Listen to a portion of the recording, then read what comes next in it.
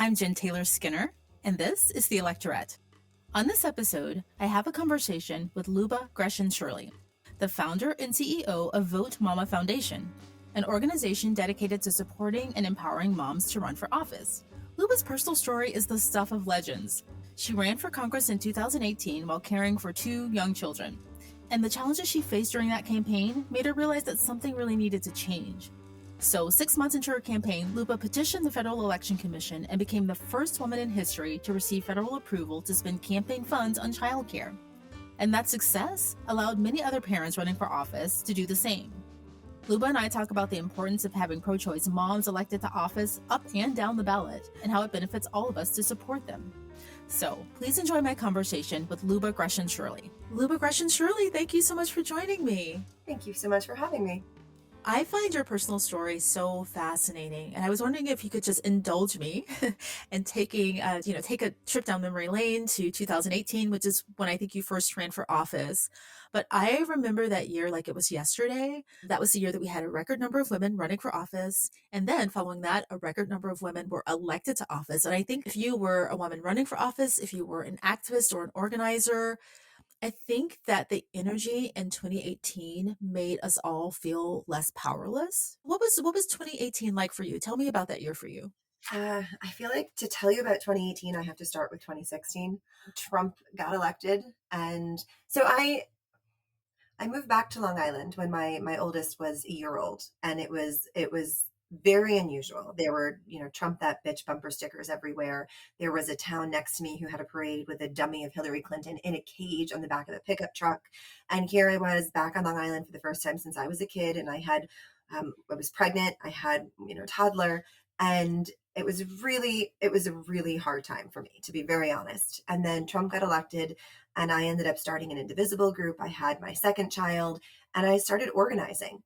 I'd always been very involved in the city and politics. I was a county committee member, and here I was on Long Island, and the Democratic Party wasn't organizing. And so I started this Indivisible group. I started to really, hold town halls and hold rallies and protests, and was really, just trying to hold my representative accountable. I wasn't planning on running for Congress at all. I was nursing 2 small children at the time, and I kept trying to find the right person to run against Peter King, who had been in office for, God, almost 30 years at that time. And eventually realized I was that person, and did something I did not think I would do, but I ran for Congress with 2 small children and no full-time childcare. My mom was teaching still at the time, and she would come home at 3:30 and watch the kids, but I had 2 babies in tow all day with me. It was absolute pure adrenaline and anger at what was happening, and running for Congress was my way of dealing with this. When Trump first got elected, there was a new executive order every few days. And so I would post something on social media and say, this is what we're calling, our electeds about today. And I would record a video of myself with the baby in the baby wrap strapped to my chest. And I'd be rocking to keep my son quiet while making these phone calls and posting those videos. And it was just, I was a mom with 2 young kids, raising them in this political environment, and I had had enough, and I ran for Congress. Yeah, it was really an incredible time. And you're right. I think for a lot of us, all of us really, it started in 2016. It was anger. I remember feeling like unmoored. It took me a few days to cry, actually, right? But again, that year, I think in 2016, we were building up to, not 2016, 2018, we were building up to 2018, where everyone who'd had enough, right? All of their action, all of their activism, all of that anger kind of culminated in that really amazing year, right? And I know that 6 months into your campaign, you filed a petition with the Federal Election Commission, and you made history. You became the first woman in history to receive federal approval to spend campaign funds on childcare.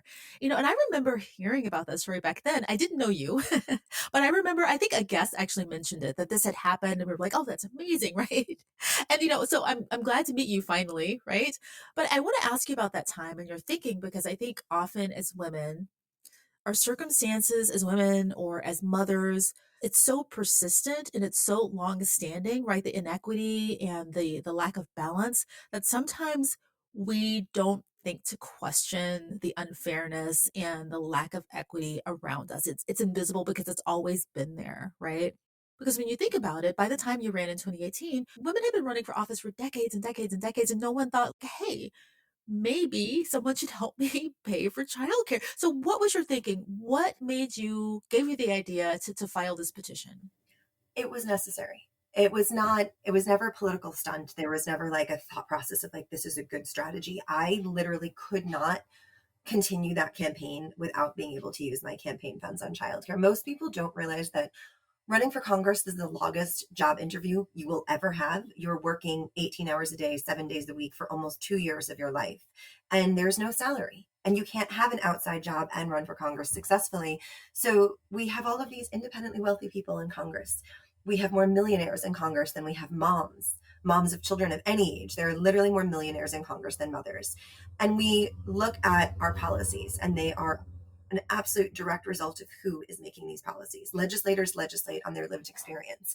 And you have millionaires in Congress who are making decisions that they don't really understand. It doesn't affect their personal lives, their everyday life. And so I was running for office. I had given up my salary. I was trying to make ends meet for the four of us on my husband's salary, and it was really difficult. And to pick up the cost of childcare on top of that, it was impossible. There was no way I could continue running. I did it for 6 months.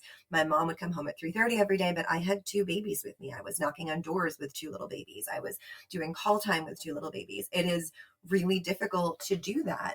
And I put this request in, and I can't tell you how many people said it was political suicide. And they all said, you're going to be attacked for being a woman. You'll be attacked for being a mother. How can you ask this? You know, four men had gotten this approved, not as an overall thing, but for like a one-off basis before. If their wife had to join them at a campaign event, they were allowed to use campaign funds for that particular night. But this was really the first time that somebody had put this request in to use it on an ongoing basis. And shockingly, Hillary Clinton wrote in support. 25 members of Congress wrote in support. And I still remember my campaign manager calling me, and she says, Liuba Grechen Shirley, sit down. And I thought, oh God, what did I do now? I'm going to get yelled at. I did something wrong. And she said, Hillary Clinton just wrote a letter, a 3-page letter in support of this. And then we went down to DC, and I was all ready to testify and answer all of these questions. And I sat there, and my two kids were running around in the back of the room, and they approved it. It was a unanimous bipartisan decision, and they said, thank you for putting this request in. And frankly, it changed the way that parents run for office. We've now seen moms use this, dads use this, Democrats and Republicans, but the majority of the funds that have been used by women, and the majority of those funds have been used by women of color. And it makes a huge difference. You might think that this is a small structural change. It's a campaign finance reform issue. It has the ability to completely transform the political landscape, to transform who even thinks to step up and run. Because the political system was not designed for mothers. It was designed for wealthy, older, white, land owning men, because that's who it was designed by. So if we want to change our policies, we have to change our policymakers. And the only way to do that is to change our political system. And that's what we're doing. I'm glad you mentioned Hillary Clinton because I think something has happened recently where, she ran for office, obviously very famously ran for office, right? And I think something's changed in that women have always, we don't have parity, but we've always run for office. I mean, and a lot of those women who've run for office successfully were mothers, but it wasn't at the forefront of their identity, right? They kind of hid it because the point was to kind of to make the appearance that you were no different from the men who are in office, right? So I think that your story and this campaign that you ran successfully, which helped other people, other parents, other mothers be more visible and get the childcare that they need, is really important because now we're talking about not only women being leaders, but also being mothers and leaders, which is really, really, really important. Yeah, you hit the nail on the head. This is not just in politics, it's in every career, it's in every industry. Women are always told to hide that part of themselves, to compartmentalize that part of themselves. You know, don't talk about your kids, you're not going to get the promotion. Don't talk about being a mother, you're not going to get that board seat or that raise. There is this double standard for men and women. When a man becomes a father, they're immediately looked at as somebody who is more responsible, somebody who understands what the rest of our country is dealing with. They actually get a pay increase up to 6% for every child they have. Women tend to get a pay cut about 4% for every kid that they have. Women have always been told to hide who they are as mothers because they won't be taken seriously. You know, especially when I ran, everybody said, look at this woman, she has a 1-year-old and a 3-year-old. How can she possibly run for Congress? If you want something done, you give it to a busy mom. And I'll tell you right now, I've spoken to thousands of moms who've run across this country, and there's always one particular issue that made them run. it had to do with their children. They weren't getting enough support for their kids. Something was, they reached out to their local representative. There was one woman that we actually endorsed at Vote Mama who, she took her kids and she kept walking her kids to school, and the sidewalks were so broken that she was worried for their safety. And she reached out to their city council, the local city council members, and they didn't do anything about it. And she invited them to come walk with her to school one day. And when they still didn't do anything about it, and they saw how broken the sidewalks were, she decided to run. She ran, she got elected, and then she did something about it. And I love that because all moms with young kids, when they jump in to run, it can be something as simple as broken sidewalks, or that their kids aren't getting access to healthcare or the resources that they need at school, or they're afraid because their kids have, knock wood, survived or not survived a school shooting. All of these policies that are affecting parents, that are affecting children across this country, women run for office because they want to fix a problem. And that's what I love about all the moms that we support. They're always there because they want to fix something and they want to make this country work better for their kids and for all kids. Yeah, yeah, that's so important that we have a representative lens, right? Making laws. And I want to mention the men just for a second before I go on, because with men, especially in politics, their families are used kind of as trophies. So it's the opposite, right? They're encouraged to show their family. There was this, I don't know if you remember this. I think it was a couple of weeks ago. There was this politician who In was putting Virginia. forth a photo of a family that wasn't his. Mhm. Because I think he's single and childless, and so he like used his friend's children. Yeah, exactly. I think he's running for Congress in Virginia, if I recall correctly. Do you know that in my primary, my opponent did the same thing. I was criticized for using photos of myself and my children and my family in my literature, and he criticized me for that, and then he borrowed other people's children and had a photo of him and other people's kids to make himself, look more like the people and like he understood, and that went into his literature. Men absolutely always do that. Their families are looked at as, their trophy families. And when women do that, they are accused immediately of using their kids as political props. Yeah. Happens all the time.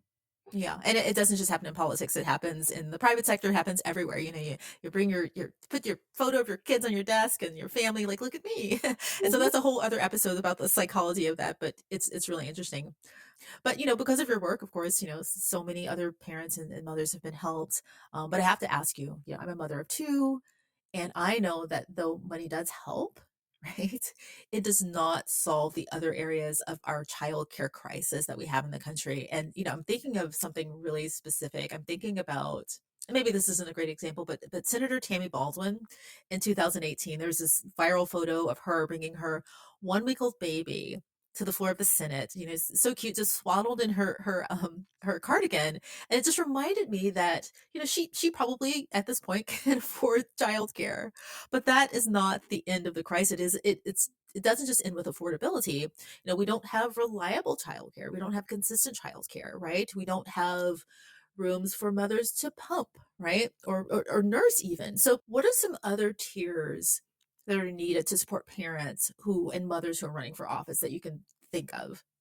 When you're talking about childcare, I was about to talk about childcare just at large in society and the childcare problem that we have. I'll address that Yeah. first and talk about in politics, but we have to invest in childcare nationally the way that we invest in education, kindergarten through high school education. It is not an economic system that works. It's completely broken without government intervention. We have, childcare centers are operating on razor thin margins.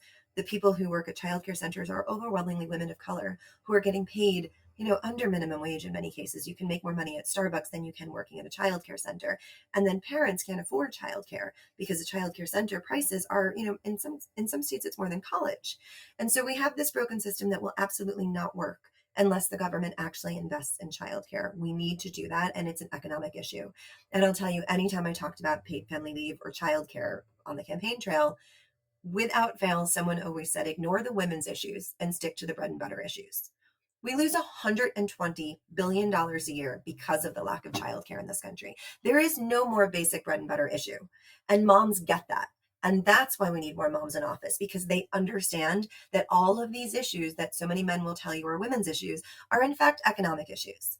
And when it comes to how we get more moms into office, and this will answer your question, there are so many things that we have to do. Something as simple as having exactly what you just said, a changing table and pumping rooms in all Capitol buildings makes a huge difference. Having something like actual real schedules for voting so that you're not getting called for votes at 2 o'clock in the morning and trying to scramble for childcare at 2 o'clock in the morning.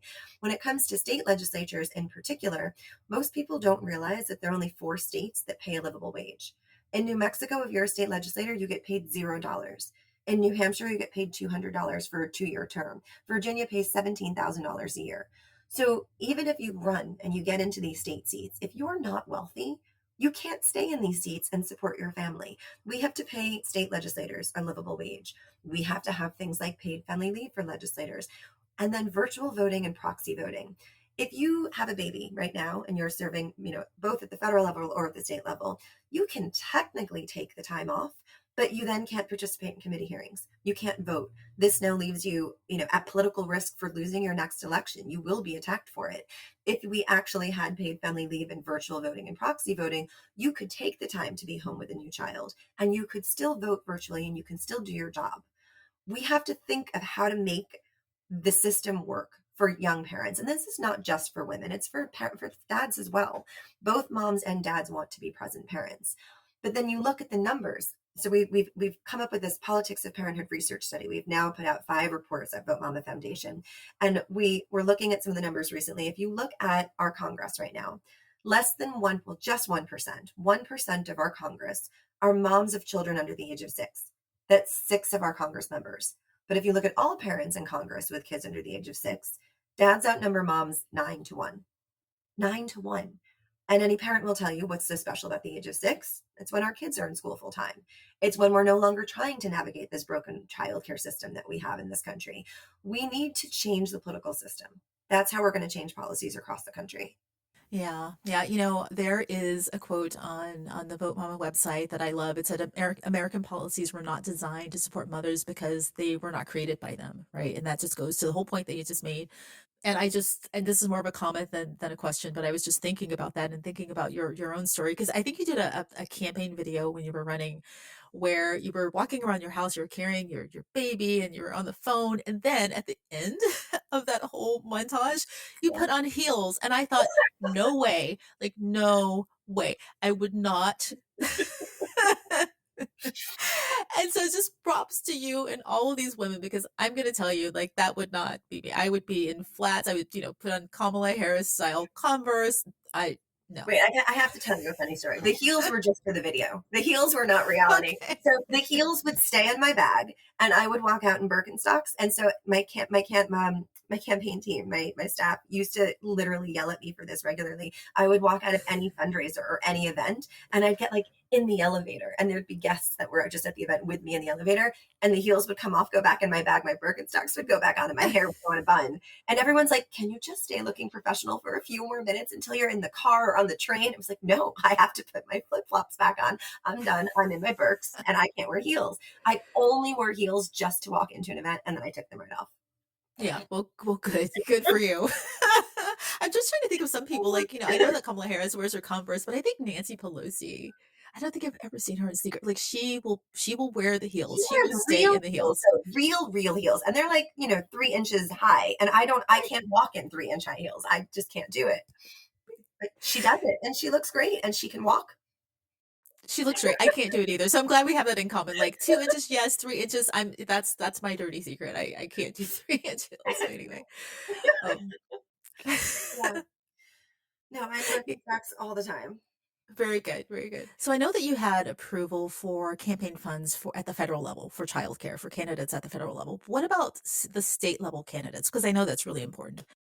Yeah, absolutely. So Vote Mama has been working to get campaign funds for childcare passed for state and local candidates. We actually have to go state by state, and we just hit our 36th state with Idaho just about a week ago. So we are getting this passed through either legislation or through an ethics ruling, through an attorney general ruling or secretary of state. And we now have 36 states. 12 have also approved the use of campaign funds for dependent care, which makes a huge difference for those who are in the sandwich generation, taking care of both elderly parents and young children. But we are on our way to all 50 states. We're at 36 states and DC right now. Wow, that's a lot. 36 states. Does it include Washington State where I am? It does. So now that I know that I don't have to wear heels, that I have funding for childcare, this is looking better. Exactly. See, we're breaking these structural barriers slowly but surely so that, when you want to run for office, it'll be a little different. It'll be a different experience, a better experience. A little different, or my daughter, anyway. Exactly. I know that one of your aims with Vote Mama is to elect pro-choice moms. And I want to unpack that a little bit because you want to elect mothers, but you also want to specifically elect pro-choice moms. And I think that messaging is so important because one of the narratives that's happening on the right is that they're trying to paint anyone who's pro-choice, anyone who is in support of abortion or not anti-abortion as being the callous position, as being anti-family, as being non-maternal, right? Yep. And that's just gaslighting, frankly. That's not true, right? So tell me why it's important for you to specifically get pro-choice mothers into leadership positions. Because women need to be trusted to make their healthcare decisions by themselves, with their doctors, with their families, and not with the government. And anybody who will tell you otherwise, is not somebody I want to see in office. And we only endorse pro-choice moms. Most people who need to have an abortion are already mothers. We understand what it's like to give birth and try to raise children. We're the most dangerous country to give birth in the industrialized world. We have the worst maternal mortality rate in the industrialized world. Black women die at 4 times the rate that white women do. We have a completely broken childcare system. It does not work. Women go into debt when they try to get their children into childcare. And American women understand that. And the fact that we have a government who is trying to tell us what we can do with our bodies is terrifying to me. We have women who are dying now because of these policies. We have 22 states who have banned abortion. I was actually having this conversation with my daughter this morning. She's 10 years old, and there's a kid in her class who loves Donald Trump and keeps talking about him in class. And I said to her, I'm like, well, what are you saying? Are you arguing with him? Tell him what you think. And he said something. He had said something about abortion. This 10-year-old boy. And so we were talking about it, and I said to her, I had a miscarriage last year, and I needed to take mifepristone and misoprostol, and it was a pregnancy I desperately wanted. And if I had not had access to those drugs, I could have gotten an infection. I could have gotten sepsis. I could have died.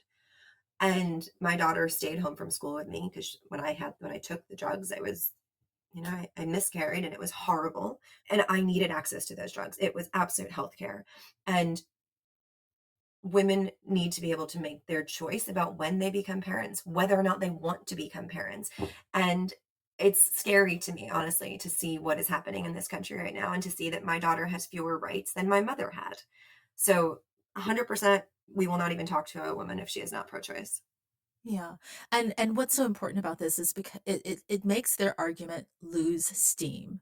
That Hmm. you can't be a mother and also be pro-choice, right? If you see these pro-choice women who are mothers who are running for office and they're making laws, right, in support of those two things, their argument just loses steam. And I think it's a part of a long standing practice of conservatives to guilt women about anything maternal, anything about motherhood, that if you don't do these things in the way that we say that you should, you are a bad mother, you are a bad woman, and I'm thinking about JD Vance. He has a long list Oh, of things, has a God. long list of things that make women bad women. It is also, I'm sorry, but it's the Republicans who voted against IVF. They voted literally against that IVF bill. Yeah. Almost every Republican, I think there were two who didn't vote.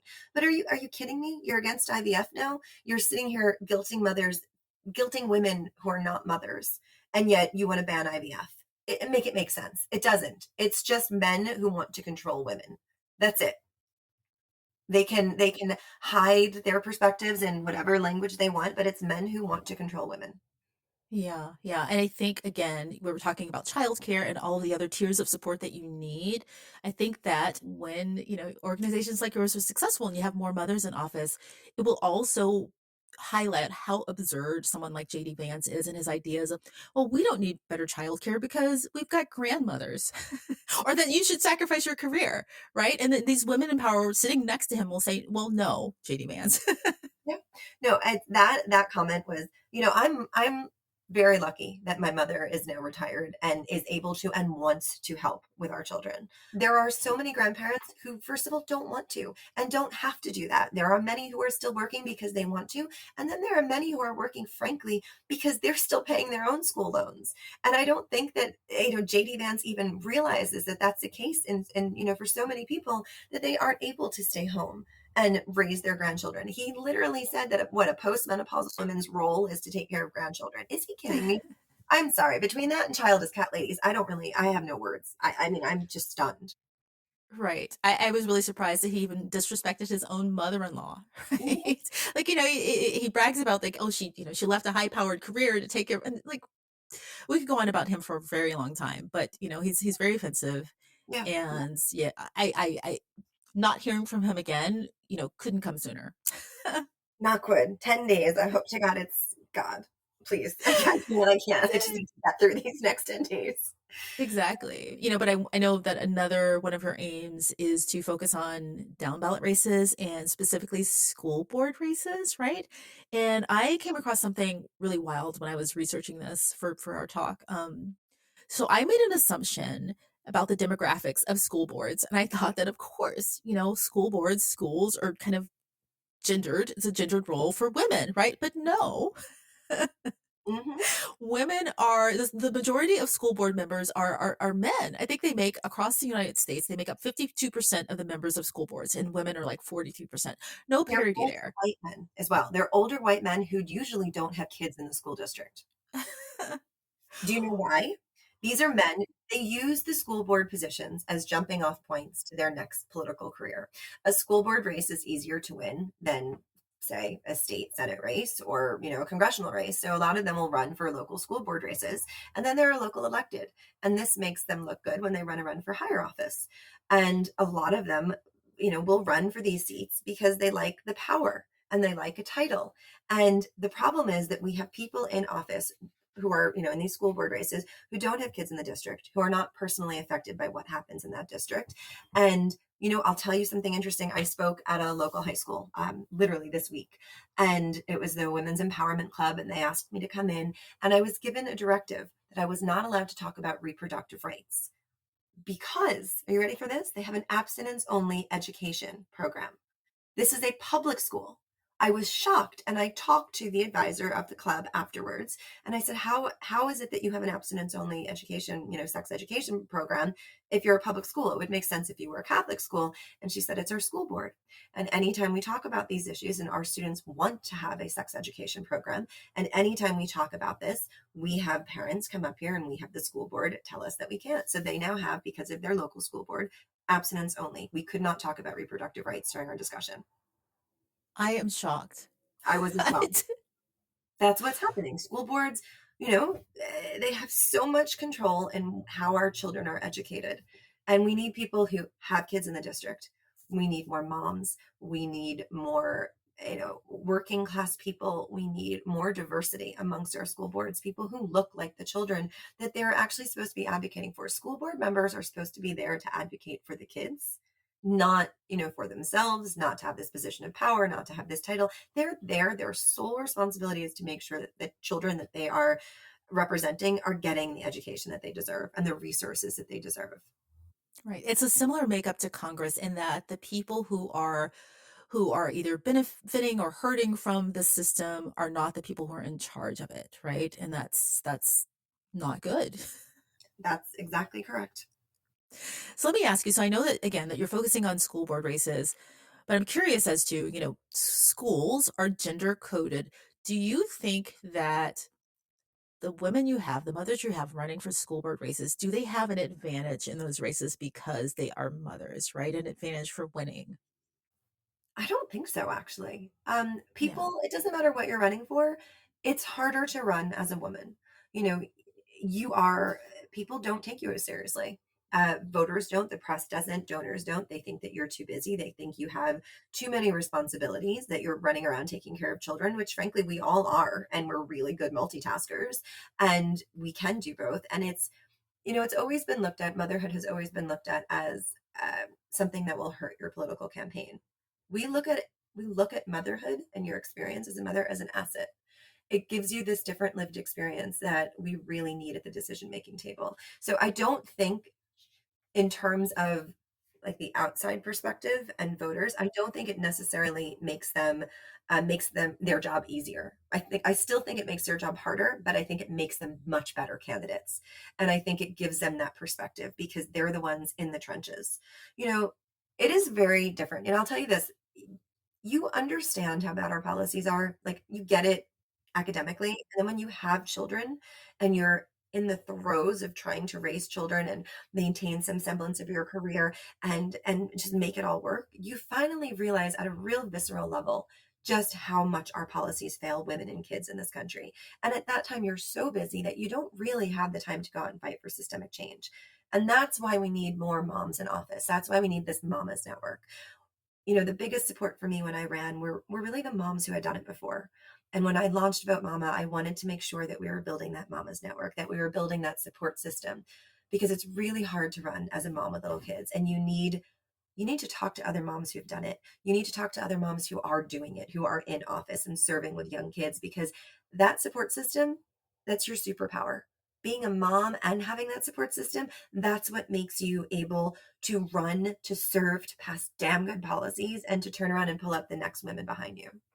Yeah. That happened to me before I had kids. Like I'm the youngest in my family, so I was the last one to have kids. And once I did have kids, I thought about my sisters before me and about all of the things that I didn't understand as like, a teenager without kids or a young woman in college without kids. And it does hit you differently. And you see the needs and the disparities. You see them all differently once you're actually in the trenches, right? Yeah. But the other thing I wanted to say about the question I asked about whether women would have an advantage even in school board races, I think people still see men as best in authoritative positions, Mhm. right? So it's okay if women are teachers, Yeah. but men should oversee that system. I mean, I'm just guessing here that that's what's going on in their minds. I don't know. No, it's true. There are many people who have that perspective, and that's what we're fighting back against. Someone once asked me when I launched Vote Mama, and they said, "How many women do you need to get elected to feel successful?" And I said, it's not the number of women that we elect. It's the normalization of what it looks like to run as a mother and to serve as a mother. So that the first question you're asked is not, but who will watch your kids while you campaign? But why are you running and how can I help? That's what we've been trying to do. Vote Mama we just celebrated our 5th anniversary a few weeks ago, and we have been working to normalize what it looks like to run and serve as a mom. That is the most critical part of this. When other kids see that, running for office is just what mamas do, and then they turn around and they run for office. And I can't tell you how many women said to me, we saw you do it with 2 little kids, so we decided to run. There were so many people, especially, in my local area here on Long Island, that decided to step up and run because they saw somebody else with little kids doing it. And we've heard the same thing from, we've now supported over 500 moms running from school board to Senate. And they have all told me stories about, they saw somebody else running, so they decided they can do it. Or they've talked to somebody else and they decided she could do it because she's now seen this. This is becoming the norm. So that's what we're doing. We're going to keep running, keep supporting these moms, break these structural barriers, fund them, endorse them, connect them with other moms who are running, and just normalize it. I am so tired of people saying, but who will watch your kids while you campaign? My husband will watch my kids while I campaign. My Thank mother you. will. My babysitter will. I will. We will all do it, and we will still run a damn good campaign and win. Yeah. I'm actually really happy if anyone listening to this, if the heels were a deterrent, you have now dispelled. Kamala has been wearing those sneakers for literally the entire campaign. I love them, and they're stylish and they're amazing. And Katie Porter wears flats. I've never seen her wear heels, and there's a kind of flat. I cannot remember what the name of it is, but she always wears them. And I wear Birkenstocks all the time. That is true. That's true. And it's interesting you brought up Kamala Harris again. One thing about her, her role as a mother, her being so, visible now, obviously, she's running for president.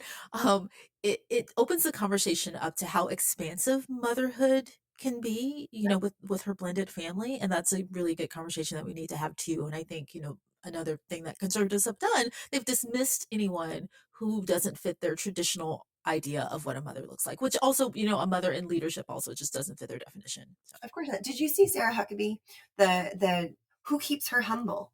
First of all, I loved Kamala's response about there are a whole bunch of us who aren't aspiring to be humble, but Yeah. also she is a mother. And I am so sick and tired of people saying that she's not. I'm sorry, there are 42% of us in this country who have a step relative. The definition of family is expansive. We are not back in the 1950s where it's just this mom and dad and brother and sister. That's not how families look today. And it it's mind-boggling to me that Republicans continue to attack her for not being a mother when one, she is a mother, and two, if you considered her a mother with biological children, they would attack her anyway. They're just using whatever they can to throw at her. But no, I think her perspective as a step parent is critical. She'd be the first sitting president to be a step parent. And considering almost half the population in America has a step relative, I'd love to see that. Right, right. And it also erases same-sex couples with families, right? So, yeah. Completely. I know that your organization has a slate of hundreds of pro-choice women running for office, and I wanted to ask you if there are any races that you want to highlight. How can listeners help get these candidates over the finish line? What do you need? Yeah, our candidates need money. If you go to votemama.org/give, you can join a giving circle. So we have over 200 candidates that we endorse in 38 states this cycle. But we've targeted specifically 4 states that are battleground states. So Michigan, Arizona, Georgia, and Pennsylvania. We have giving circles for each. We're also working on North Carolina. We've got 2 really incredible candidates in North Carolina who will hopefully break the supermajority. And then we've got federal candidates across the country. There are 4 that are red to blue. So Misty Cotter Smossel, she's running in Virginia. Whitney Fox, who's running in Florida. Kristen McDonald Rivet in Michigan. Actually, we have 5 red to blue candidates. Laura Gillen on Long Island, and then Janelle Bynum in Oregon. They're all red to blue candidates. We are trying to raise as much money as possible. We've maxed out to all of them. And then these 4 states, we've got full slates of Democratic mamas running in those states. So if you go to votemama.org/give, you can join a giving circle. I'm very excited about these giving circles. It's the first time that we've actually done this cycle because you can get involved and it's not just making a donation, it's joining a community. And we have leaders of each giving circle. They get to meet individually with our candidates in that state, get to know them, get to know what's going on with their campaigns. There's all sorts of volunteer opportunities to knock doors, make phone calls, text bank. And this is really how we help moms build their political power. Yeah. Well, Liuba Grechen Shirley, thank you so much for joining me. Thank you so much for all of your work in breaking barriers for mothers running for office. Just thank you. Thank you. I really appreciate it. Thanks so much for having me.